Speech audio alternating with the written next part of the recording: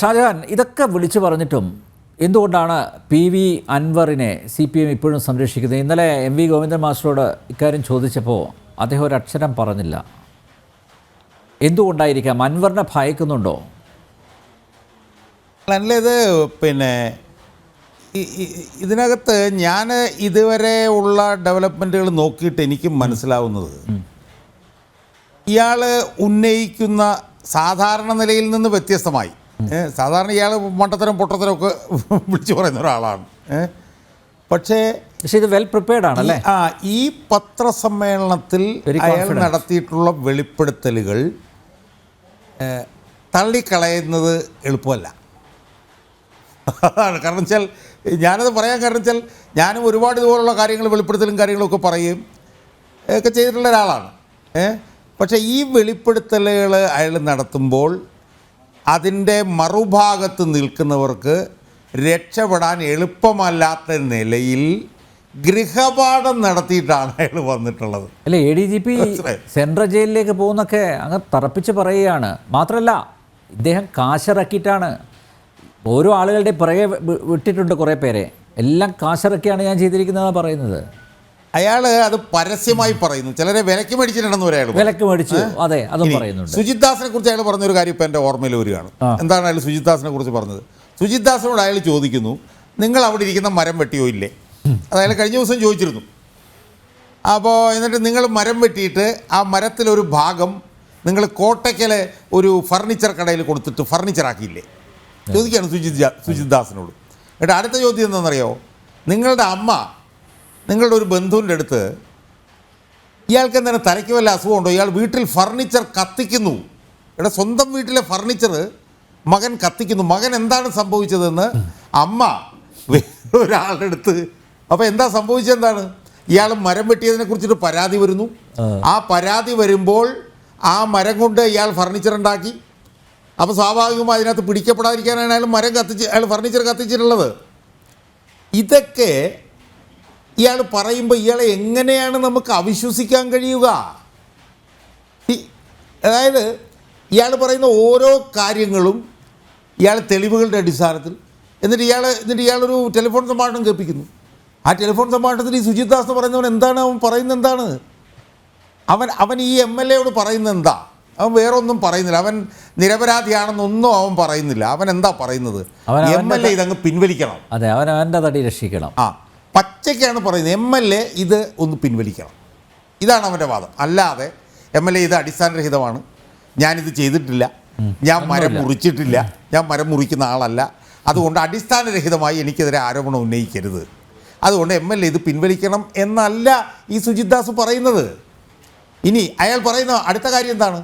അയാൾ പറയുന്നത് MLA ഇത് കൊടുത്തതാണ് എനിക്ക് പ്രശ്നം. അപ്പോൾ ഉടനെ ഈ അൻവർ ചോദിക്കുന്നു, മുസ്ലിം ലീഗിൻ്റെ MLA കൊടുത്ത, അതൊന്നും എനിക്ക് പ്രശ്നമല്ല. മനസ്സിലായില്ലേ? അതൊന്നും അവന് പ്രശ്നമല്ല. അവനാണ് ഇവിടുത്തെ ഉന്നതനായിട്ടുള്ളൊരു പോലീസ് ഉദ്യോഗസ്ഥൻ. അവൻ പറയാണ് എനിക്കതൊന്നും പ്രശ്നമല്ല എന്ന് പറയുന്നു. ഇനി മറുഭാഗത്ത് ശശിയെക്കുറിച്ചിട്ട് പറയുന്നത് എന്താണ്? ശശിയെക്കുറിച്ച് കാര്യകാരണ സഹിതമല്ലേ പറയുന്നത്. അപ്പോൾ അൻവർ കാര്യകാരണ സഹിതം ഗൃഹപാഠം നടത്തിയതിന് ശേഷം അയാൾ ആരോപണം ഉന്നയിക്കുകയാണ്. ആർക്കെതിരായിട്ടൊക്കെയാണ് ആരോപണം ഉന്നയിക്കുന്നത്? മുഖ്യമന്ത്രിയുടെ ഏറ്റവും അടുത്ത ആളുകൾക്കെതിരെ അയാൾ ആരോപണങ്ങൾ ഉന്നയിക്കുകയാണ്. ആ ആരോപണങ്ങളെല്ലാം വസ്തുനിഷ്ഠമാണ്. മനസ്സിലായോ? എന്നിട്ട് ഏറ്റവും വലിയ തമാശ എന്താണ്? അതാണ് നമ്മൾ ഏറ്റവും കൂടുതൽ ചർച്ച ചെയ്യേണ്ടത്. അതായത് മുഖ്യമന്ത്രി എന്ന് പറഞ്ഞാൽ എനിക്ക് അച്ഛനെ പോലാണെന്നാണ് പറയുന്നത്. ഞാൻ മകൻ അച്ഛനെ രക്ഷിക്കാനുള്ള ബാധ്യതയുണ്ട്, ആ ബാധ്യത ഞാൻ നിർവഹിക്കും. എന്നിട്ട് പറയുകയാണ്, മുഖ്യമന്ത്രിയുടെ കീഴിൽ 29 വകുപ്പുണ്ട്. ആ 29 വകുപ്പിൽ ഒരു വകുപ്പ് മാത്രമല്ലേ ആഭ്യന്തരം.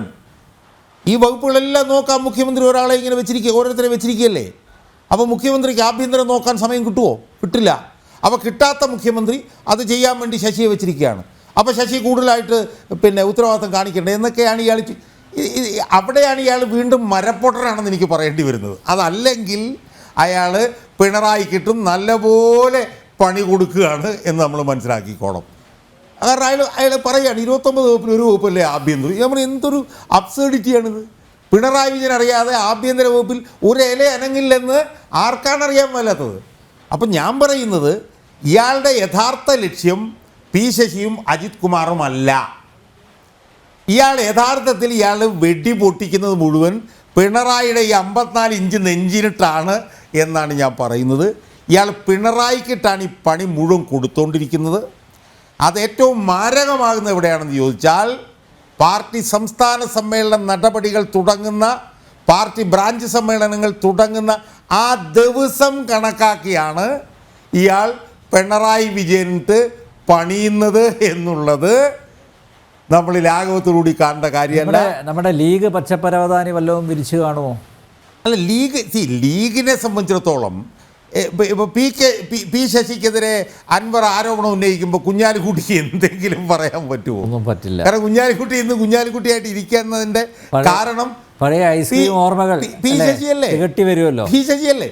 ഒന്ന് മറുവശത്ത് കോൺഗ്രസ്സുകാരനെല്ലാം പറയാൻ പറ്റും. കോൺഗ്രസ്സുകാരെടുത്ത് മലത്തി അടിച്ചില്ലേ അയാള്, വി ഡി സതീശൻ്റെ ആഫീസ് പൂട്ടിച്ചു കളഞ്ഞില്ലേ അയാള്. അപ്പോൾ അതുകൊണ്ട് സി പി എമ്മിനെ സംബന്ധിച്ചിടത്തോളം സി പി എം ഇന്ന് വാലും ചുരുട്ടി മാളത്തിൽ ഓടിയിരിക്കുകയാണ്. സി പി എമ്മിന് ഇതെന്തു പറഞ്ഞാണ് ഇതിനെ പ്രതിരോധിക്കുന്നത് എന്ന് എനിക്ക് അറിയാൻ വയ്യ. ഇയാൾ പറഞ്ഞ കാര്യങ്ങൾ മുഴുവൻ പൊതുമണ്ഡലത്തിൽ കിടക്കുകയല്ലേ. ഇയാൾ പറഞ്ഞ ഏത് കാര്യത്തിനെ വേണമെങ്കിലും ആളുകൾക്ക് ഡിഫേമേറ്ററി ആയിട്ട് കൊണ്ടുപോയി കൂടെ. അതെ. ഇപ്പോൾ ഷാജൻ സ്കറിയെ കുറിച്ചിട്ട് പറഞ്ഞു. ഷാജൻ സ്കറിയ പിന്നെ നാളെ ഇയാൾക്കെതിരെ മാനനഷ്ടത്തിന് കേസ് കൊടുത്തില്ലെങ്കിൽ ഷാജൻ സ്കറിയ സംശയത്തിൻ്റെ നിഴലിലാവില്ലേ. അപ്പോൾ അതുകൊണ്ട് ഇത് സി പി എമ്മിനെ സംബന്ധിച്ചിടത്തോളം വലിയ ബുദ്ധിമുട്ടാണ് ഇതിനകത്ത് ഉണ്ടാക്കുന്നത്. ഇതിനൊക്കെ മറുപടി പിണറായി വിജയൻ ഈ ബ്രാഞ്ച് സമ്മേളനങ്ങൾ മുഴുവൻ ഇനി പറഞ്ഞ് മുകളിലേക്ക് പോകേണ്ടി വരും. പരിക്ക് പറ്റുന്നത് മുഴുവൻ ആർക്കാ? പിണറായി വിജയൻ്റെ. ഇപ്പം എൻ്റെ രണ്ട് മക്കൾക്കെതിരെ ആരോപണം ഉന്നയിച്ചു കഴിഞ്ഞാൽ പരിക്ക് പറ്റുന്നത് എനിക്കല്ലേ. അപ്പോൾ ഒരു വശത്ത് ഈ അജിത് കുമാറിനും ഒരു വശത്ത് ശശിക്കുമെതിരെ എന്താണ് അയാൾ പറയുന്നത് ആലോചിച്ച് നോക്ക്. ഒരു അമ്പലത്തിനകത്തൊരു പൊട്ടക്കിണറുണ്ടാക്കി വെച്ചാൽ എന്നാവും. അപ്പോൾ ശശി എന്താ ചെയ്യുന്നത്? ശശി ചെയ്യുന്നത് പിണറായിയുടെ നെഞ്ചത്തിട്ട് ശശി പണിയാണെന്നല്ലേ ഇയാൾ പറയുന്നത്. അപ്പോൾ അതുകൊണ്ട് ഇത് വലിയ പ്രശ്നമാണ് സി പി എമ്മിന് ഉണ്ടാക്കി വെച്ചിരിക്കുന്നത്. ഇത് സി പി എമ്മിൻ്റെ യഥാർത്ഥത്തിൽ ഇത് കാണിക്കുന്നത് സി പി എമ്മിൻ്റെ സമ്പൂർണ്ണമായിട്ടുള്ള തകർച്ചയാണ് എന്നാണ് നമുക്ക് കാണാൻ കഴിയുന്നത്.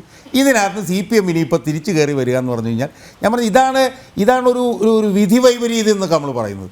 അൻവർ എന്ന് പറഞ്ഞവനിട്ട് തന്നെ മനസ്സിലായില്ലേ, അൻവറിനെ മുച്ചൂടും താങ്ങിക്കൊണ്ടിരുന്ന് നടക്കുകയായിരുന്നു പിണറായി വിജയൻ. ആ പിണറായി വിജയന് അൻവറിൽ നിന്ന് തന്നെ നല്ല പണി കിട്ടുന്നു.